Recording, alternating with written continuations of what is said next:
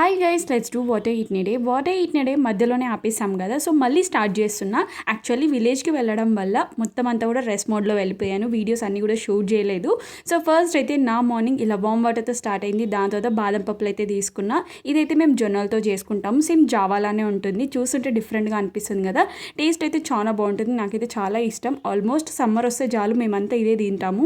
రాగి జావ ఎలానో ఇది కూడా సేమ్ అలానే, జస్ట్ జొన్నలతో చేసుకుంటాము. అండ్ ఇంట్లో కొబ్బరి లడ్డులు అయితే ఉండే, అదైతే తిన్నా. ఇదైతే బెల్లంతో చేసింది. ఇంకా లంచ్లోకి అయితే కర్డ్ రైస్ తిన్నాం. సమ్మర్ స్టార్ట్ అయిపోయింది కాబట్టి స్పైసీ తినాలంటే భయం అవుతుంది, అందుకే కర్డ్ రైస్ తిన్నా. ఇంకా దాని తర్వాత వాటర్ మిలాన్ అయితే తీసుకున్నా. సమ్మర్ అయితే వచ్చేసింది. వాటర్ మిలాన్, వాటర్ క్వాంటిటీ ఉన్న ఫ్రూట్స్ ఎక్కువ తీసుకొని అండ్ దాని తర్వాత సేమియా అయితే చేసుకున్నాము. టేస్ట్ అయితే చాలా బాగుండింది. పానీపూరి తినక కూడా చాలా డేస్ అవుతుందని పానీపూరి తినేసి వచ్చాము. ఇంకా రిటర్న్ వచ్చేటప్పుడు ఈ చాకోబార్ అయితే తెచ్చుకున్నాను. నాకైతే చాలా ఇష్టం. జస్ట్ 10 రూపీసే ఉంటుంది. అండ్ లాస్ట్లీ డిన్నర్లోకి అయితే egg curry with white rice అయితే తిన్నా. టేస్ట్ అయితే చాలా బాగుండే. So that's it.